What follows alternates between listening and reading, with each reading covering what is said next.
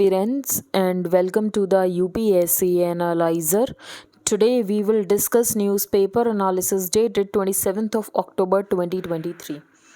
First news regarding Israel Hamas war ही है. Israel launches brief ground raid in Gaza overnight. तो इसमें आपको कुछ जानने वाली चीज़ है नहीं.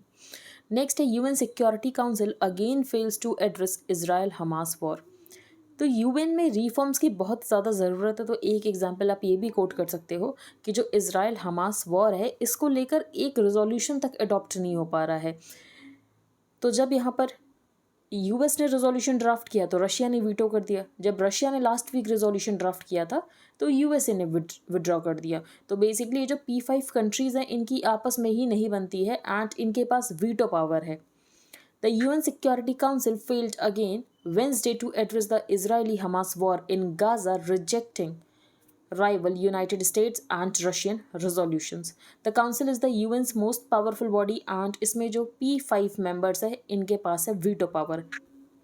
The resolution drafted by the United States, जो कि इसराइल का closest ally है, would have reaffirmed Israel's right to self-defense and ये कहा है कि इसराइल को यहाँ पर international laws की रिस्पेक्ट करनी चाहिए, स्पेशली सिविलियंस को प्रोटेक्ट करना चाहिए एंड ह्यूमैनिटेरियन पॉजेस होनी चाहिए जिसकी वजह से जो गाज़ा है वहाँ पर एड को डिलीवर किया जा सके. फिर यहाँ पर एक रेजोल्यूशन की बात की गई है जो कि रशिया ने ड्राफ्ट किया था, उसको यूएसए ने वीटो कर दिया था. In that vote 4 voted in favour. Russia, China, United Arab Emirates and gibbon, United states and United kingdom ने उसके अगेंस्ट वोट किया था. तो हम देख रहे हैं कि अगर रशिया कोई रेजोल्यूशन ड्राफ्ट करता है तो यूएस उसको वीटो कर देता है. तो यूएन एज एन एजेंसी हमें फेल होती हुई दिख रही है कि एक भी वॉर को लेकर इसके पास अभी तक रेजोल्यूशन नहीं ड्राफ्ट हो पा रहा है. ठीक है, आगे चलते हैं. Kyiv suspends Black Sea grain corridor over war plane threats. तो एक्चुअली रशिया यूक्रेन वॉर लोग भूल गए लेकिन चल तो रही है. तो एक इनिशिएटिव साइन हुआ था, ब्लैक सी ग्रेन इनिशिएटिव. तो इस इनिशिएटिव में ये था कि जो यूक्रेन है ये एक्चुअली अपने ग्रेन्स को एक्सपोर्ट्स कर सकता है, इसको एक एक्सपोर्ट कॉरिडोर प्रोवाइड कर दिया जाएगा. लेकिन रशिया ने बाद में इसको सस्पेंड कर दिया था और उसके बाद भी इसका यूज़ किया जा रहा था बाई द कीव. लेकिन अभी यहाँ पर कीव को लग रहा है यूक्रेन को कि वॉर प्लेन थ्रेट्स हैं जिसकी वजह से कीव ने सस्पेंड कर दिया है ब्लैक सी ग्रीन कॉरिडोर. सिर्फ यही न्यूज़ है. Biden links economic corridor to Hamas attack. ये कौन से इकोनॉमिक कॉरिडोर की बात कर रहे हैं? India middle east European economic corridor. तो इसको लेकर बात हुई थी एंड बाइडन का ये कहना है कि जानबूझकर हमास ने अटैक किया कि ये जो इकोनॉमिक कॉरिडोर है इसका जो काम है ये डीरेल हो जाए. यूएस प्रेसिडेंट जो Biden has said that he is convinced, और इनके पास कोई प्रूफ नहीं है, सिर्फ इनके इंस्टिंक्ट का ऐसा मानना है कि एक्चुअली ये यूरोपियन इकोनॉमिक कॉरिडोर, जो India middle east European economic corridor बनाने की बात की जा रही थी, तो हमास को ये लगा जो इजराइल है ये तो इंटीग्रेट हो जाएगा रीजन में, क्योंकि जो इजराइल का हाइफा पोर्ट है ये भी इसका पार्ट होने वाला है, ये जो India middle east European economic corridor है. और जिसकी वजह से यहाँ पर हमास ने अटैक किया होगा, क्योंकि जो इजराइल आइसोलेटेड है रीजन से, तो जो इजराइल का आइसोलेशन है पूरी तरीके से ख़त्म हो जाएगा. The US President Joe Biden has said that he is convinced that one of the reasons why Hamas launched a terrorist attack on Israel was because of the recent announcement during the G20 summit in New Delhi on the ambitious India Middle East Europe Economic Corridor, जो कि integrate करेगा entire reason को with a network of rail road. अगर आपको ये पता हो कि इंडिया के कौन से पोर्ट्स को कनेक्ट किया जाएगा, then please tell me in the comment section. Biden told reporters at a joint news conference with the visiting Australian Prime Minister that his analysis is based on his instinct and इनके पास इस बात का कोई proof नहीं है. Next है, Qatar hands death penalty to 8 former navy man, deeply shocking says government. तो actually क्या हुआ था, कुछ टाइम पहले ये जो 8 नेवी मैन हैं इनको अरेस्ट कर लिया गया था. ये फॉर्मर नेवी मैन है एंड ये कमर्शियल बेसिस पर वहाँ पर कुछ काम कर रहे होंगे, लेकिन कतर का ये कहना एक्चुअली ये यहाँ पर स्पाइंग कर रहे थे, एस्पियोनेज के चार्जेस पर इनको यहाँ पर रखा गया था. एंड जो कतर की लोअर कोर्ट है इन्होंने इनको डेथ पेनल्टी दे दी है. बाकी यहाँ पर लीगल ऑप्शंस को एक्सप्लोर किया जाएगा, तो अभी तो ये केस आगे बहुत लंबा चलेगा. तो this will be a test of India's ties with the Gulf nation, जो कि कतर है. कतर जो है एक्चुअली इसके पास बहुत ज़्यादा क्लाउड है, जैसे कि तालिबान से बात करनी हो तो कतर बात करेगा. अभी यहाँ पर होस्टेजेस को रिलीज़ करवाने की बात हो रही है तो कतर ही है जो इजराइल से भी बात कर रहा है, कतर है जो हमास से भी बात कर रहा है. तो Qatar wields considerable clout in international diplomacy, from hosting the Taliban negotiators to securing the release of US citizens from Hamas captivity.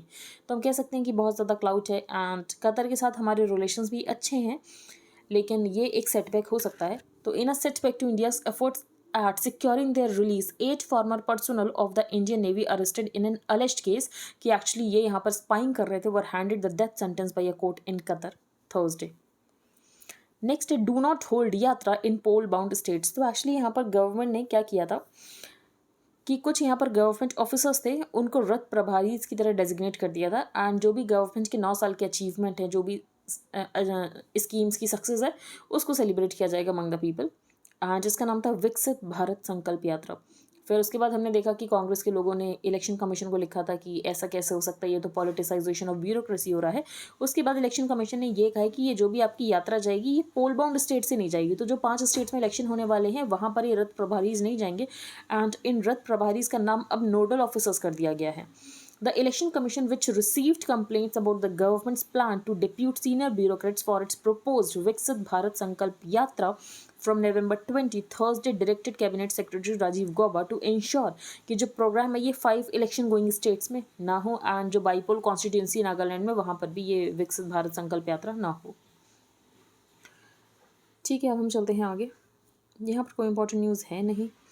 एक अनाउंसमेंट है, यूपीएससी एनालाइजर मेंटरशिप प्रोग्राम जो है ये चल रहा है. तो अगर आपको इसको ज्वाइन करना है तो कर सकते हो. आपको इसमें क्या क्या प्रोवाइड किया जाएगा, तो कॉम्प्रहेंसिवली करंट अफेयर्स प्रोवाइड किए जाएंगे. तो current affairs from all the sources which are relevant for the prelims and the mains cover किए जाएंगे.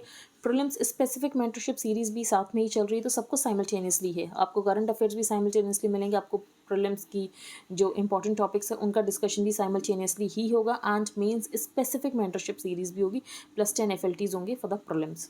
तो ये सब कुछ आपको मिलेगा यूपीएससी एनालाइजर मेंटरशिप प्रोग्राम में. तो मेंस स्पेसिफिक मेंटरशिप प्रोग्राम जो है ये भी साइमल्टेनियसली ही हो रहा है. तो current affairs will be covered from the following sources. Prelims specific series in which all the important topics will be covered plus 10 FLTs for practice. Mains specific mentorship provide किया जाएगा.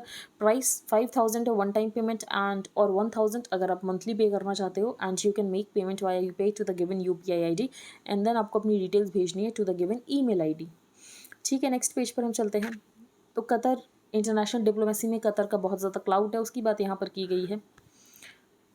अब हम चलते हैं आगे. यहाँ पर कोई इंपॉर्टेंट न्यूज़ नहीं है. एयर क्वालिटी इंडेक्स जो है ये वेरी पुअर हो सकता है. ठीक है, ज़्यादा इंपॉर्टेंट न्यूज़ नहीं है तो इसको हम स्किप कर रहे हैं. डिसीजन 2023. तो 5 स्टेट्स में इलेक्शन होने वाले हैं, छत्तीसगढ़, MP, मिजोरम, राजस्थान, तेलंगाना. तो उसको लेकर ही सारी न्यूज़ है जो कि आपके एग्जाम्पल इंपॉर्टेंट नहीं है. ठीक है, हम चलते हैं आगे. To track criminal cases across UP 75 districts app goes live today. लेकिन एक्चुअली यहाँ पर आपका नाम दिया नहीं गया है. तो केसेस जो हैं ये कहाँ पर पहुँचे, कितना टाइम लगेगा इनको डिस्पोज करने के लिए, तो उसको लेकर एक ऐप यूपी गवर्नमेंट ने लॉन्च की है. An app that helps track progress of criminal cases in the state will go live in UP today. पर इसका एक्चुअली यहाँ पर नाम नहीं दिया गया है ऐप का, किसी आपका नाम क्या, तो आप एक्चुअली लिख सकते हो UP ने ऐप लॉन्च की है. तो कभी आप क्रिमिनल जस्टिस सिस्टम के बारे में लिख रहे हो तो आप बेस्ट केसेस लिख सकते हो, तो आप यहाँ पर UP का मेंशन कर सकते हो. The Biden pragmatism. तो एक्चुअली यहाँ पर बताया गया कि US की पावर कितनी ज़्यादा है, अभी भी US कितनी ज़्यादा पावर को विल्ड करता है. फॉर एग्जांपल यहाँ पर जो रशिया और चाइना है इनका ये कहना है कि जो USA है ये तो टर्मिनल डिक्लाइन में है, वेस्टर्न नेशंस टर्मिनल डिक्लाइन में है. लेकिन एक्चुअली ऑथर ने कहा है कि US अभी भी कंसिडरेबल इन्फ्लुएंस रखता है. द अनएक्सपेक्टेड एक्सप्लोजन जो यहाँ पर इसराइल पैलेस्टीन कन्फ्लिक्ट का हुआ has raised question about the potential over stretch in American grand strategy. क्योंकि एक तरफ यूक्रेन वॉर में एंगेज है, दूसरी तरफ यहाँ पर इसराइल वॉर में चला गया है. तो कैन वॉशिंगटन डिटरमाइन आउटकम्स. क्या अमेरिका के पास इतनी पावर है कि अमेरिका आउटकम्स को डिटरमाइन कर सकता है. यूरोप में, मिडल ईस्ट में, एशिया में. Is the US public ready to support expensive military commitments. जो कि यहाँ पर यूक्रेन को एड प्रोवाइड की जा रही है. नाउ अब इसराइल को भी एड प्रोवाइड की जा रही है. 2 यहाँ पर एयरक्राफ्ट कैरियर्स भेजे गए हैं इसराइल के लिए. In recent years Russia and China have convinced themselves कि जो वेस्ट है ये टर्मिनल डिक्लाइन में है एंड जो अमेरिकन की प्राइमेसी है इसको चैलेंज किया जा सकता है. ऐसा यहाँ पर रशिया एंड चाइना का मानना है. US ने लेकिन ये डेमोस्ट्रेट किया है कि US के पास अभी भी बहुत ज़्यादा कैपेबिलिटी है to counter the Russian and the Chinese challenges in Europe and Asia. जैसे कि जब यहाँ पर यूक्रेन इन्वेजन हुआ उसके बाद 2 ट्रेडिशनली न्यूट्रल नेशंस जैसे कि फिनलैंड एंड स्वीडन इन्होंने NATO ज्वाइन किया. एंड जो यूरोप है इसने भी अपने एफर्ट्स को डबल कर दिया है यूक्रेन को बैक करने के लिए. Over the last 2 years the US has made impressive gains in Asia. अब USA ने ऐसा क्या किया, तो USA ने यहाँ पर जापान को इनकरेज किया कि जापान अपना डिफेंस एक्सपेंडिचर बढ़ाए. जो यहाँ पर टोक्यो एंड सियोल है इनके बीच में जो टाइज है उनको नॉर्मलाइज कराया गया। डिफेंस कोऑपरेशन को रिन्यू किया गया फिलीपींस के साथ। स्ट्रैटेजिक पार्टनरशिप एग्रीमेंट साइन किया गया वियतनाम के साथ जो कि कम्युनिस्ट नेशन है। एंड ऑकस पार्टनरशिप को लेकर आए गए थे Australia, UK and USA. Quad को स्ट्रेंथन किया जा रहा है। एवब ऑल यूएस ने अपने मिलिट्री सपोर्ट जो ताइवान को दे रहा है इसको भी यूएस ने जो है बढ़ा दिया है। Yet the outbreak of unprecedented violence in Israel and Gaza and the danger of a wider war in the Middle East has renewed concern कि क्या यूएस की कैपेसिटी है कि इन तीनों थिएटर में जो यूएस है ये प्रिवेल कर सके इन ऑल थ्री थिएटर्स। क्या यूएस के पास इतनी कैपेसिटी है? Well before the October 7 terror attack on Israel US Congress ने ड्रॉप कर दिया था कि हम एड पैकेज नहीं देने वाले यूक्रेन को। लेकिन उसके बाद जब हमने देखा कि इसराइल का जो वॉर है उसके बाद जो बाइडन ने क्या किया, जो इसराइल को यहाँ पर पैकेज दिया जाना था उसमें यूक्रेन का भी ऐड कर दिया। An important section of the US foreign policy establishment has argued कि US को चाइना को काउंटर करने के लिए फोकस करना चाहिए, ना कि अपनी एनर्जी को यूक्रेन के ऊपर वेस्ट करना चाहिए। While there is a strong bipartisan political consensus कि हमें इजराइल को तो डिफेंड करना ही करना है, तो सम क्वेश्चन कि वॉशिंगटन यहाँ पर इतना ज़्यादा सपोर्ट क्यों प्रोवाइड कर रहा है इजराइल और तेल Aviv. Several factors however suggest कि इट इज़ अनवाइज कि अगर हम यूएस की स्ट्रैटेजिक रेजिलियंस को अंडर एस्टिमेट करेंगे। पहला ये कि यूएस की जीडीपी अभी भी 24% है। अगर हम शेयर देखें तो US share of the global GDP continues to be around 24%। And जो यूएस की अलायंसेज है ना ये बहुत ज़्यादा स्ट्रॉन्ग है। यूरोपियन तो पूरे यूरोपियन नेशंस यहाँ पर यूएस की अलायंस का पार्ट हैं। तो ऑन द मिलिट्री फ्रंट जो यूएस है ये इतना ज़्यादा डिफेंस में स्पेंड करता है कि अगर हम आगे वाले 10 कंट्रीज़ भी ऐड कर लेना उससे ज़्यादा यूएस की स्पेंडिंग है। और उन 10 कंट्रीज़ में आप चाइना और इंडिया को भी ले सकते हो। तो चाइना की डिफेंस स्पेंडिंग तो इतनी ज़्यादा मानी जाती है जबकि यूएस नेक्स्ट 10 के एडिशन से भी ज़्यादा स्पेंड करता है। On the diplomatic front too US ने खुद को इंसर्ट किया है इटसेल्फ। फॉर एग्जांपल जो यूएस के प्रेसिडेंट थे डायरेक्टली इन्होंने इसराइल को विजिट किया। The US has more leverage than the other major powers with both of the Arabs and the Israel. Although Russia and China have gotten closer than before, लेकिन दोनों ही अभी भी US के साथ relations को revive करने में लगे रहते हैं। द ग्रेटेस्ट यूएस एडवांटेज कि जो यहाँ पर यूएस का अलाइंसेस का सिस्टम है, फॉर एग्जांपल जापान के साथ अलाइंस है और यूएसए यहाँ पर सियोल के साथ बात कर रहा, फिलीपींस के साथ बात कर रहा, वियतनाम के साथ बात कर रहा, इंडिया के साथ अपने रिलेशंस को स्ट्रॉन्ग कर रहा है। तो यूएस का जो अलाइंस वाला गेम है ना ये बहुत ज़्यादा स्ट्रॉन्ग है। ठीक है, आगे चलते हैं। Begin with the PHC. तो यहाँ पर एक्चुअली प्राइमरी हेल्थ सेंटर्स की बात की गई कि प्राइमरी हेल्थ सेंटर्स जो हैं ये बहुत ही ख़राब कंडीशन में है। बहुत सारे प्राइमरी हेल्थ सेंटर्स में तो actually brick and mortar structure तक नहीं है। तो स्पेशली यहाँ पर यूपी की बात की गई है क्योंकि आरटीआई में यहाँ पर देखा गया कि बहुत सारे प्राइमरी हेल्थ सेंटर्स उसमें फाइनेंशियल इरेगुलरिटी देखी गई है। बहुत सारे कंस्ट्रक्ट होना शुरू हुए थे लेकिन कभी कंप्लीट ही नहीं हुए और उसके बाद यूपी गवर्नमेंट ने एसआईटी बना दिया है, स्पेशल इन्वेस्टिगेशन टीम। तो ever since the launch of its flagship health programme Ayushman Bharat, centre ने ये कहा था कि जो भी यहाँ पर प्राइमरी हेल्थ सेंटर्स हैं, जो पब्लिक हेल्थ सेंटर्स हैं, इनको हेल्थ एंड वेलनेस सेंटर बनाया जाएगा। From the outset it was apparent कि जो क्रॉनिक शॉर्टेजेस है इसको तो एड्रेस करना पड़ेगा। डॉक्टर्स की कमी है, फ्रंटलाइन मेडिकल प्रोफेशनल्स की कमी है, हेल्थ केयर इंफ्रास्ट्रक्चर नहीं है। अब ये जो हेल्थ है ये स्टेट सब्जेक्ट है तो स्टेट से भी उतने ही कमिटमेंट की जरूरत है जितना यहाँ पर सेंटर कमिटमेंट दिखा रहा है। By all accounts most states that have traditionally lagged on welfare indices have not risen to this challenge. जैसे कि इस पेपर ने रिपोर्ट में शो किया था कि more than 200 community health care centres and पीएससीज इन उत्तर प्रदेश, इनके पास actually brick and mortar structure भी नहीं है। A majority of these projects begin years before the Yogi Adityanath government assumed office and the state's health department has flagged irregularities in these construction work. Next है यहाँ पर warming up breaking the ice. तो actually यहाँ पर Arctic region की बात की गई है तो हमें आर्कटिक एम्प्लीफिकेशन देखने को मिल रहा है। आर्कटिक एम्प्लीफिकेशन का मतलब ये है कि अगर ग्लोबल एवरेज में जो वार्मिंग रेट है ये x है तो आर्कटिक में जो वार्मिंग रेट है इट इज़ 4x। तो 4 टाइम्स तेज़ी से यहाँ पर जो आर्कटिक है उसकी वार्मिंग हो रही है। तो आर्कटिक को लेकर अगर कंसेंसस बिल्डिंग करनी है तो इंडिया इंपॉर्टेंट हो सकता है। फॉर एग्जांपल इंडिया ने G20 में कंसेंसस बिल्डिंग कराई जबकि वर्ल्ड इतना ज़्यादा डिवाइडेड है। तो इंडिया के पास कैपेबिलिटी है, इंडिया कंसेंसस को बिल्ड करा सकता है। तो ऑथर का यही कहना है कि इंडिया को कंसेंसस बिल्ड कराने की कोशिश करनी चाहिए आर्कटिक को सिक्योर करने के लिए। The Arctic is warming at a rate 4 times faster than the global average and जिसकी वजह से परमाफ्रॉस्ट की थॉइंग हो रही है। Continued Arctic change risk losing the North Pole's Great White Shield and जिसकी वजह से जो भी यहाँ पर कार्बन कैप्चर हो रखा है ये बाहर निकल आएगा। This can trigger multiple catastrophic and हमें irreversible climate tipping points. Climate tipping points मतलब एक बार आप वहाँ पर पहुँच गए तो वापस आना बहुत मुश्किल है। The impacts of climate change are disproportionately, जो कि ग्लोबल साउथ को अफेक्ट कर रहे हैं, and melting Arctic is no exception. Despite awareness की आर्कटिक कितना इंपॉर्टेंट है, climatic change is being exacerbated, क्योंकि यहाँ पर बहुत ज़्यादा डेवलपमेंट हो रहा है, जियो पॉलिटिकल टेंशन यहाँ पर बढ़ती जा रही हैं। Russia stretches over 53% of the Arctic Ocean coastline, and बहुत सारे रिसोर्सेज लगा रहा है रशिया इसको कमर्शलाइज करने के लिए। फिर यहाँ पर आर्कटिक काउंसिल की बात की गई, जिसमें 8 कंट्रीज़ हैं। आप इन 8 कंट्रीज़ का नाम याद कर सकते हो। इंडिया इसका मेंबर नहीं है, लेकिन इंडिया के पास ऑब्जर्वर स्टेटस है। तो बात यह है कि कोई भी ग्लोबल साउथ का कंट्री जो है ये आर्कटिक काउंसिल का मेंबर है ही नहीं। तो India's ability to traverse historical divides and developed aligned positions, जैसे कि एविडेंस की गई थी G20 समिट में। तो एक्चुअली यहाँ पर पोटेंशियल है इंडिया के पास कि इंडिया एक यूनाइटेड अप्रोच को फोर्ज कर सकता है, और जिसकी वजह से क्रूशियल ग्लोबल इकोसिस्टम्स को लेकर, स्पेशली आर्कटिक को लेकर, यहाँ पर इंटरनेशनल ऑब्लिगेशंस बढ़े एंड बाकी कंट्रीज यहाँ पर एक्ट करें। Over to the AI bot. तो यहाँ पर आर्टिफिशियल इंटेलिजेंस डायरेक्टली GS3 में टॉपिक मेंशन है। तो आर्टिफिशियल इंटेलिजेंस एक US थिंक टैंक है जिसने ये पाया कि जो आर्टिफिशियल इंटेलिजेंस है इसका यूज़ किया जा सकता है बायो वेपन अटैक्स को प्लान करने के लिए।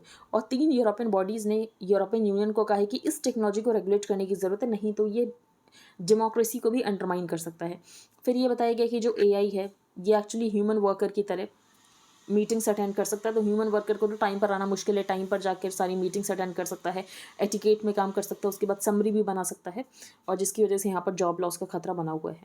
नेक्स्ट है सेम सेक्स मैरिज। तो इसको लेकर हमने बहुत डिटेल में डिस्कस किया था। तो अगर आपको सेम सेक्स मैरिज के बारे में सुप्रीम कोर्ट में कौन से जज ने क्या कहा, अगर ये आपको जाना है, then please refer to that day's discussion. यहाँ पर एक जो एग्री कर रहे हैं दूसरे डे से एग्री कर रहे हैं। तो फर्स्ट है SC does not have the authority. तो एक्चुअली ऑथर का ये कहना है कि मैरिज को तब कंसिडर किया जाता है जब कपल के पास एबिलिटी है टू प्रोक्रिएट। अगर कपल के पास यहाँ पर एबिलिटी ही नहीं है टू प्रोक्रिएट तो उसको मैरिज का नाम नहीं दे सकते हैं, जो कि सेंटर का भी स्टैंड यही है कि एटलीस्ट यहाँ पर जो कपल उसके पास बायोलॉजिकल एबिलिटी होनी चाहिए to procreate. The premises supporting the concept of marriage were and remain fundamental कि human race must procreate in order to survive. Procreation occurs only through sexual relations between a man and a woman, and century में फिर society ने इसको ही नाम marriage दे दिया है। तो same sex marriage is also gaining in popularity. So far it has been established by law in at least 34 different countries. लेकिन ये जो आपको countries मिलेंगे ना, mostly European, Western nations मिलेंगे, आपको Asian nations नहीं मिलेंगे ज़्यादा। तो South Africa is the only country of Africa and Taiwan is the only country in the continent of Asia जहाँ पर सेम सेक्स मैरिज को एक्सेप्ट किया गया है। फिर यहाँ पर सुप्रीम कोर्ट का एक्चुअली ये कहना है कि अगर यहाँ पर सेम सेक्स मैरिज को एक्सेप्ट करना है नहीं करना है, ये काम पार्लियामेंट का होना चाहिए। आज यहाँ पर जो जुडिशरी है, जुडिशियल रिस्ट्रेंट करना चाहती है, और जुडिशरी ने इसमें इंटरवीन नहीं किया। Now, under India's constitution, the people of India, through their representatives in parliament and state legislatures, are free कि वो मैरिज को एक्सेप्ट करना चाहते हैं, नहीं करना चाहते, as including a union of same sex couples. Next यहाँ पर डिसएग्री किया गया है कि एक्चुअली यहाँ पर सुप्रीम कोर्ट है, सुप्रीम कोर्ट यहाँ पर कॉन्स्टिट्यूशनल इमोरालिटी के थ्रू गया है, सोसाइटल मोरालिटी के थ्रू गया है, जबकि सुप्रीम कोर्ट को डिसीजन देना चाहिए था on the basis of the constitutional morality कि कॉन्स्टिट्यूशन के जो प्रिंसिपल्स है उसके अकॉर्डिंग यहाँ पर सुप्रीम कोर्ट को डिसीजन देना था, और सुप्रीम कोर्ट को यहाँ पर जुडिशियल रिस्ट्रेंट एक्सरसाइज करने की कोई जरूरत नहीं थी। The supreme court of India has been touted as the most powerful court in the world. Any reader of this newspaper would be keenly aware कि सुप्रीम कोर्ट के जजमेंट्स का कितने ज़्यादा इन्फ्लुएंस होता है। So it is a bit puzzling that when it comes to the fundamental rights of one of the weakest section, जो कि queer community, जो कि इतना ज़्यादा डिस्क्रिमिनेशन फेस करती है, यहाँ पर कोर्ट ने अडॉप्ट कर लिए फिलोसॉफी ऑफ जुडिशियल रिस्ट्रेंट। तो marriage equality judgment complex and बहुत सारे इश्यूज थे। The one clear outcome is that की मेजॉरिटी ने यहाँ पर रिफ्यूज कर दिया to recognise the right to a civil partnership as well as the right of the queer couples to adopt. Next once upon a time MPs went to UN। तो actually जो UN में पहले MPs को भेजा जाता था, अभी भी भेजा जाता है, लेकिन यहाँ पर सारी पार्टीज़ के MPs को नहीं भेजा जाता है। तो ऑथर का यही कहना है कि ये जो BJP है इसने इस प्रैक्टिस को सबवर्ट कर दिया है, अंडरमाइन कर दिया है। More than 10 October ago as a newly elected MP, यहाँ पर ऑथर को फॉर्च्यून मिला था एंड ऑथर को सेलेक्ट किया गया था ऑथर की पार्टी के द्वारा to be a part of the parliamentary delegation, जो कि 67th UNGA सेशन को अटेंड करने गई थी 2012 में। The United Nation General Assembly हर साल मिलती है सितंबर एंड दिसंबर में। The president of the General Assembly, कोई भी थीम ग्लोबल कंसर्न का डिस्कस किया जाता, ऑथर ने बताया कि ऑथर ने यहाँ पर डिस्कस किया था। एंड ये जो प्रैक्टिस स्टार्ट की गई थी बाई द जवाहरलाल नेहरू की असेंबली सेशन को यहाँ पर पार्लियामेंटेरियंस, इंडियन पार्लियामेंटेरियंस जाकर जो है बात करेंगे। Generally no other country follows this practice कि अपने एमपीज को भेजें टू दीज सेशंस, लेकिन इंडिया इस प्रैक्टिस को फॉलो कर रहा है since the tenure of Jawaharlal Nehru. For India this is a unique opportunity कि कैपेसिटी बिल्डिंग कर सकें, यूएन के साथ एंगेज कर सकें। Many of my colleagues who have been elected to parliament, इनको कभी ये फॉर्चून मिला ही नहीं कि ये जा पाएँ। क्यों? इनमें इनकी कोई गलती नहीं। जब से बीजेपी गवर्नमेंट 2014 में आई है, they started working on ways की कैसे इस प्रैक्टिस को शॉर्ट सर्किट किया जाए। जिस तरीके से यहाँ पर इंडियन पार्लियामेंट्री डेलीगेशन को यूएन में भेजा जाता था, डेलीगेशन 2015 में गया था, उसके बाद ये जो कन्वेंशन इसको बहुत ज़्यादा सबवर्ट किया गया है। अपार आईडी, अपार आईडी क्या है? तो जो स्टूडेंट्स हैं उनको एक आईडी दी जाएगी, उसका ही नाम है अपार आईडी, जिसमें उनकी सारी परफॉर्मेंस होगी कि एक्चुअली उन्होंने कितना स्कोर किया है। और फॉर एग्जांपल उनको स्कूल चेंज करना तो उनको किसी ट्रांसफ़र सर्टिफिकेट या फिजिकल डॉक्यूमेंट की ज़रूरत नहीं होगी, अपार आईडी ही बस शेयर हो जाएगी नए स्कूल से और काम हो जाएगा। तो last week several state governments requested schools की पेरेंटल कंसेंट लो, क्योंकि हम यहाँ पर नई स्टूडेंट आइडेंटिटी कार्ड बना रहे हैं जिसका नाम है अपार। फुल फॉर्म है automated permanent academic account registry, और ये पार्ट है one nation one student initiative of the centre, जो कि न्यू एजुकेशन पॉलिसी से आता है। APAR, which stands for Automated Permanent Academic Account Registry, is envisioned as a special ID system for all students in India starting from childhood. अब इसके benefit क्या हैं? तो बेनिफिट यही है कि आप लिटरेसी रेट को ट्रैक कर सकती है, गवर्नमेंट ड्रॉप आउट रेट्स को देख सकती है, एंड कैसे हेल्प किया जा सकता है उनके इम्प्रूवमेंट में। एक बात यह है कि इसमें एक्चुअली आधार नंबर से वेरिफिकेशन होगा, तो ये डर है कि कहीं प्राइवेसी वायलेशन ना हो जाए, लेकिन ये कहना है कि सिर्फ आधार नंबर को वेरिफिकेशन के लिए यूज़ किया जाएगा, किसी के साथ इसको शेयर नहीं किया जाएगा। नेक्स्ट इजराइल पैलेस्टीन वॉर को लेकर है। तो इजराइल अभी तक ग्राउंड अटैक को क्यों नहीं लॉन्च करा? तो एक्चुअली यहाँ पर यूएस ने इजराइल से कहा है कि थोड़ा डिले कर दो, हो सकता है होस्टेजेस को रिलीज़ कर दिया जाए, एंड आपका ये जो भी ग्राउंड अटैक है ये डिजास्टर ना बन जाए, तो उसको देखते हुए लॉन्च करना है, जिसकी वजह से यहाँ पर इजराइल थोड़ा बहुत टाइम ले रहा है। तो Israel said on Thursday that it's tanks had briefly entered the northern Gaza strip. American and hostages, तो यहाँ पर कुछ अमेरिकन जो होस्टेजेस की तरह थे इनको रिलीज कर दिया गया है। There are reports that the US ने एडवाइस किया है इसराइल को to delay the ground invasion, जिसकी वजह से यहाँ पर ज़्यादा टाइम मिल सके और यहाँ पर नेगोशिएशन किया जा सके होस्टेज को रिलीज़ करने के लिए, एंड अच्छे से स्ट्रैटेजाइज करने की जो ऑपरेशन है डिजास्टर ना बन जाए और यहाँ पर बहुत ज़्यादा सिविलियंस की डेथ ना हो जाए। फिर कल उन्होंने डिस्कस किया था कि एक्चुअली यहाँ पर पूरी तरीके से हमास को एलिमिनेट करना बहुत डिफिकल्ट है, क्योंकि यहाँ पर इन्होंने गाजा में टनल्स के नेटवर्क बना रखे हैं। सेबी एक्ट्स अगेंस्ट फिनफ्लुएंसर, तो ये टर्म इंपॉर्टेंट है फिनफ्लुएंसर। तो फिनफ्लुएंसर वो लोग हैं जो कि सोशल मीडिया प्लेटफॉर्म्स पर होते हैं, जैसे कि आपने देखा होगा यूट्यूब पर भी बहुत सारे लोग होते हैं जो कि आपको एडवाइस देते हैं कि आपको इस स्टॉक में इन्वेस्ट करना चाहिए, आपको पर्टिकुलर स्टॉक में इन्वेस्ट करना चाहिए। तो इनका कोई रजिस्ट्रेशन नहीं हो रखा है सेबी के साथ, लेकिन उसके बाद भी ये अपने ऐसे सजेशंस देते रहते हैं। तो finfluencers are people with public social media platforms offering advice and sharing public experiences कि कहाँ पर इनको लोगों को पैसा डालना चाहिए। देयर वीडियोज कवर सब्जेक्ट्स की यहाँ पर budgeting, investing, property buying, crypto currency. Finfluencers have drawn the ire of the investors community, क्योंकि ये अनसोलिसिटेड एडवाइस प्रोवाइड करते हैं और ये रजिस्टर्ड भी नहीं है इन्वेस्टमेंट एडवाइजर्स की तरह। सेबी ने इस बात का नोट लिया है, एंड सेबी यहाँ पर सोच रहा है कि जो कंटेंट क्रिएटर्स हैं इनको लेकर कैसे गाइडलाइंस बनाई जाए। तो एक्चुअली जो इन्फ्लुएंसर्स होते हैं ना, अगर वो फाइनेंस के बारे में जानकारी दे तो वो फिनफ्लुएंसर्स हो गए। नेक्स्ट हम आगे चलते हैं। Why many states in the US have sued Meta over kids' mental health? क्योंकि यूएस के पेरेंट्स, जो यूएस में एक्चुअली पेरेंट्स हैं, उन्होंने देखा कि उनके बच्चे जो हैं वो कैसे एडिक्टिव हो चुके हैं, एडिक्ट हो चुके हैं इस सोशल मीडिया के, जिसकी वजह से उन्होंने सू कर दिया है इंस्टाग्राम एंड फेसबुक की पेरेंट्स कंपनी मेटा को। एंड हमें ये भी पता है कि यूएस ने एक्चुअली जो यहाँ पर ये मेटा है, इसने कुछ टाइम पहले स्टडी किया था, आई थिंक 2021 में, जिसमें इसको ये पता भी चला था कि इंस्टाग्राम एंड इसकी वजह से कितना ज़्यादा इंपैक्ट हो रहा है, लोगों को बॉडी इमेज इश्यूज़ हो रहे हैं, लेकिन उसके बाद भी यहाँ पर इंस्टाग्राम ने कोई भी एक्शन नहीं लिया था इस प्रॉब्लम को रिजॉल्व करने के लिए। तो 32% of tin girls said that when they felt bad about their bodies, क्योंकि इंस्टाग्राम की वजह से यहाँ पर कुछ एक आइडियल बॉडी टाइप बना दिया गया है कि ऐसी ही बॉडी होनी चाहिए, एंड जिनका भी ऐसा नहीं होता है तो they face discrimination and all that. तो Instagram which found it many young girls using the app were suffering from depression and anxiety around body image issues. तो इंस्टाग्राम को ये बात पता, उसके बाद भी इंस्टाग्राम एक्शन नहीं ले रहा है। In a complaint, the Attorney General of 33 states, including California and New York, said Meta repeatedly misled the public about the dangers of its platform and knowingly induced young children and teenagers into addictive and compulsive social media use. एक announcement और थी कि अगर आपको सिर्फ Indian Express का highlighted portion चाहिए plus static parts related to all the news, तो आप इसको बाय कर सकते हैं। इसकी डिटेल भी आपको comment section and description box में मिल जाएगी। आई होप आपको सब कुछ क्लियर हो गया हो। अगर आपका कोई भी डाउट है तो आप टेलीग्राम ग्रुप पर पूछ सकते हैं। And if you liked the analysis then please like, share and subscribe. Thank you and have a nice day.